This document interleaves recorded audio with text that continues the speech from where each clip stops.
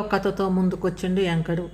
మరి అది నిజమో అబద్ధమో ముగ్గురు మంచి కూర్చొని ఇంకా కథ మొదలుపెట్టి అది ఇది వాళ్ళన్న చేసుకోబోయే వాళ్ళు గుండాలు ఉన్నారు, రౌడీలు ఉన్నారు, వెనక మేమైనా పోయి ఒక గొలుసు తీసుకొని వచ్చేసాం అనుకుంటా చూపించారు. ఆ గొలుసు చూపించాల్సిన అవసరం ఏముంది? కానీ ముగ్గురు కూర్చొని ఒక వీడియో తీయొచ్చు కదా. అది నిజమైతే ఒక వీడియో తీయొచ్చు, లేదా వాళ్ళ ఫోటోలు నిజమైన ఫోటోలు ఏమన్నట్టు ఇక వీళ్ళు అని చూపించచ్చు. ఎందుకు చూపించట్లేదు? చూపిస్తే కనుక వేరే వాళ్ళు ఎవరైనా, వేరే అబ్బాయిలు ఎవరైనా పోయి పెళ్లి చేసుకుందామంటే ఆమెను మళ్ళీ ఇట్లనే మోసం చేస్తారేమో అని చేస్తారు మిమ్మల్ని కూడా, అందుకే ఒక వీళ్ళు అని చూపించచ్చు కదా. అది చూపించడు.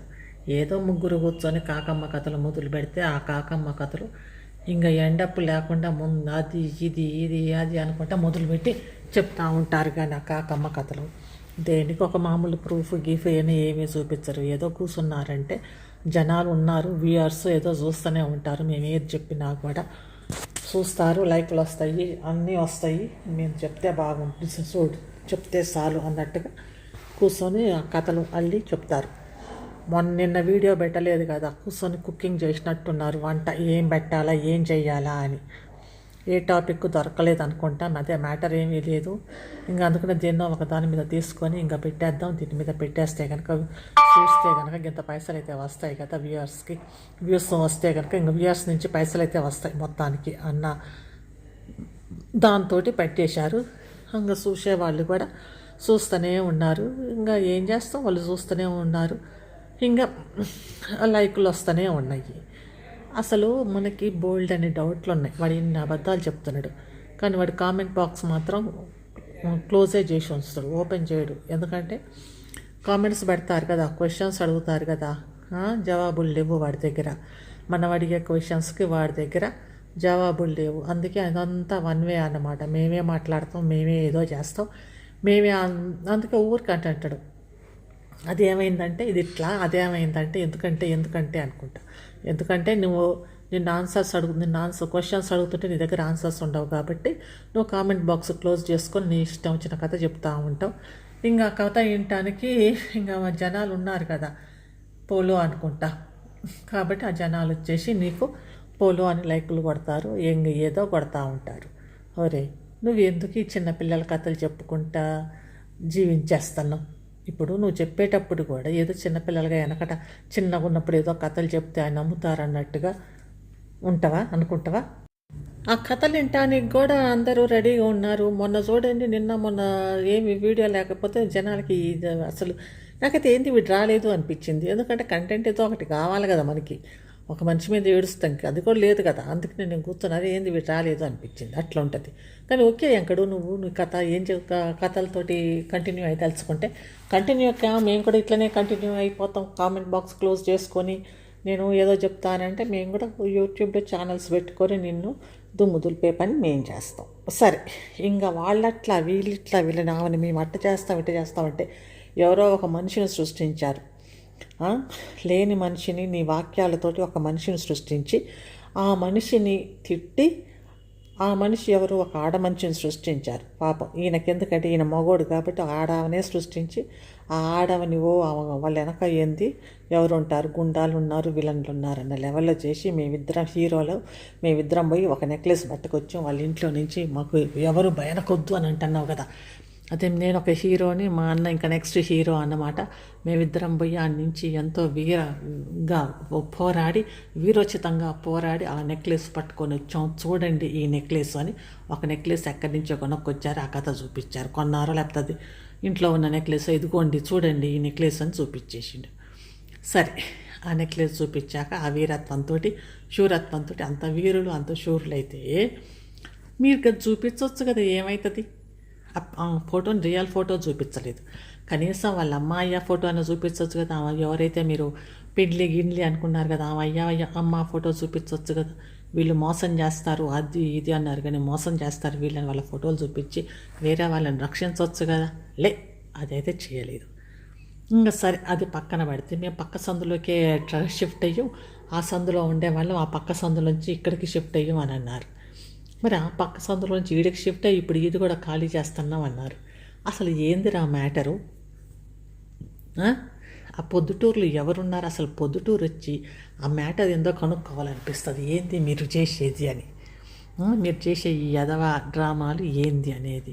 ఆడ మ్యాటర్ ఉండదు, ఏది ఉండదు. ముగ్గురు కూర్చున్నారంటే ఇంకా కథ చెప్తారు. కథలాటమే ఈ కథలు, ఇంకా వేరేది ఉండదు. ఆసుపత్రి కథ అయిపోయింది, పిచ్చోడి కథ అయిపోయింది. ఇంకా పిల్లల గురించి అదొక ఎపిసోడ్ చేశారు. ఇంకా ఇవాళ ఒక ఎపిసోడ్ అయ్యిద్దని ఇదో కథ మొదలుపెట్టి ముగ్గురు కూర్చొని అది అట్లా ఇట్లా అనేసి మీ ముచ్చట్లు, మీరు ముగ్గురు కూర్చొని ముచ్చట్లు చెప్పుకుంటారు కదా, అది అందరు అది వీడియో పెట్టేసి అదో కథ చేశారు. మాకు ఎవరు లేకపోయినా మేమే చాలు, మేము పోయి అట్లా చేస్తాం ఇట్లా చేస్తాం. మరి అంత హీరోవి ఎందుకురా ఉట్టిన చీమ కుట్టగానే వ్యాన్ ఏడుస్తావురా? ఎందుకురా ఎక్కడు చీమ కుట్టగానే ఎందుకు ఏడుస్తావు? మా అన్నకి ఇదైపోయింది వ్యా, మా అన్నకి ఇదైపోయింది వ్యా, మా ఊడికి దొడ్డికి పట్టింది వ్యా. ఈ వ్యాతోటి ఏడ్చుకుంటా నేను హీరోని, నేను వీరోచితంగా పోరాడి వాళ్ళ మీద పొయ్యి మేము ఇట్లా పోరాడాం అట్లా పోరాడాం అని దీర్ఘాలు పరుకుతుంటివి. మరి నీ దీర్ఘాలు ఎటుపోయినాయి అని నాకు అర్థం కావట్లేదు. ఇంత దీర్ఘాలు, ఇంత వీరోచితం, ఇంత విరవీగితనం మాట్లాడతాను, అవన్నీ ఎటుపోయినాయి? కుట్టిగిన ఏడ్చుకుంటా కూర్చుంటా వా అనుకుంటా. ఎందుకు బట్టేబాస్ కథలు, దగులుబాజీ మాటలు? అన్నీ బట్టేబాస్ కథలు చెప్తూ కూర్చున్నామంటే అన్ని కథలు చెప్పుకుంటూ కూర్చుంటావు, అది అట్ట ఇట్ట అని. ఇంత పెద్దోడివి ఇంకా ఏదో మీ పిల్లలు కొంచెం పెద్దగా అయితే కథలు బాగానే ఉంటాయిలే.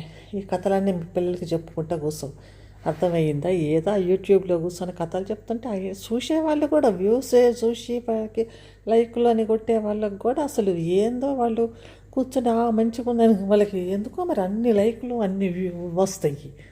వాళ్ళు చెప్పిన కథ ఏముందంటే వాడికి బుర్ర లేదు వాళ్ళకి. లైకులు కొట్టే వాళ్ళకి అరే అవును ఈయన ఏం చెప్తున్నాడు ఏంది అని. నీకు బుర్ర లేని వాళ్ళైతే నీకు లైకులు కొడతారు, నేను దులో అనుకుంటా ఇది చేస్తారు. కానీ బుర్రన్న వాళ్ళ మేము ఇదేంటి అని అంటాం కదా. మేము క్వశ్చన్ చేస్తే అప్పుడప్పుడు నీకు కోపం వచ్చే మమ్మల్ని క్వశ్చన్ చేస్తున్నారు అని అంట. మరి క్వశ్చన్ ఎందుకు చెయ్యం? మాకు ఆ డౌట్లు రావు. ఏంది వీడియో అన్నీ అబద్ధాలు చెప్పుకుంటూ తిరుగుతున్నాడు అనుకుంటా. యూట్యూబ్ అంటే అబద్ధాలా ఏందో మరి. అందరూ ఇక్కడ వస్తారు, ముందు కూర్చుంటారు, ఇంకా వాళ్ళది ఏమయ్యిందో ఏమి కాలేదో కానీ కూసుకొచ్చి ఒకరు సింపతిల కోసం సీన్ చేసి పడేస్తున్నారు. ఇది యూట్యూబా లేకపోతే యూట్యూబ్? ఒకటి తగిలింది కాబట్టి ఇంకా ఏదో ఒక కథ చెప్తుంటే జనాలు వచ్చి ముందు కూర్చొని వింటారు, ఈయని ఇంకా మొదలు పెడతారు చూడటం, మాకు లైక్లు వస్తాయని. కాకపోతే విమర్శించే వాళ్ళు కూడా స్టార్ట్ కావాలి. విమర్శించేవాళ్ళు యూట్యూబ్ మీరు విమర్శిస్తే స్ట్రైకులు గీకులు అంటే అట్లాంటివి మానకూడదు. ఎందుకు అట్లా స్ట్రైక్లు వేస్తుంది? ఎందుకంటే పబ్లిక్లోకి వచ్చాక పాజిటివ్ ఉంటుంది, నెగిటివ్ ఉంటుంది, ఏదైనా తీసుకోవాలి. అట్లా ఉండాలా యూట్యూబ్. అట్లా కాకుండా మేము అట్ట చేస్తాం ఇట్ట చేస్తాం అనుకుంటా ఆ యూట్యూబ్ కూడా అట్లా చేస్తుంది. గట్లుంది ఈడ కథ. ఈ అంకడి సోది అంతా ఏం లేదు, అంతా సోది చెప్పేసి ముగ్గురు కూర్చొని సోది ఉన్నది ఉన్నట్టు చెప్తాం, లేనట్టు చెప్తాము, ఇంకా ఏమన్నా ఉంటే అట్లా చెప్తాము, ఇట్ట చెప్తాము, నేను హీరోని చెప్తాము అనుకుంటుంది. కానీ అరే నిజమైన కథ లేదు, నిజమైన ఏమీ లేదు. ఒక పిక్చర్ అయినా చూపించలేదు అందులో. ఏదో వాక్కుందాము ఏముందిలే అన్నట్టుగా వాగి పోతున్నారు. ఏదో వ్యూస్ కూడా వస్తూనే ఉన్నాయి. ఒక వీడియో చేసి వాళ్ళ ముఖాన్ని వేస్తే మేము ముగ్గురం కూర్చొని వాళ్ళే చూస్తారు. ఆ కథ అంతా ఈయనే చూసి ఇస్తారు. దానికి తోడు మాకు లైకులు వ్యూస్ అన్నీ వస్తూనే ఉంటాయి, ఏది చెప్పినా అన్నట్టుగా వాళ్ళు ఉన్నారు. ఇంక ఏం చేస్తాం, గట్లనే ఉన్నారు జనాలు కూడా. ఇంక నెక్స్ట్ రేపు ఏం కథ చెప్తారో ఏందో, వాళ్ళ వీరత్వం వాళ్ళ శూరత్వం గురించి రేపు ఏం చెప్తారో ఏమో తెలియదు. ఇంకా చూద్దాం రేపటి వీడియో ఎట్ట చెప్తారో ఏందో అనేది. ఓకేనా, బాయ్.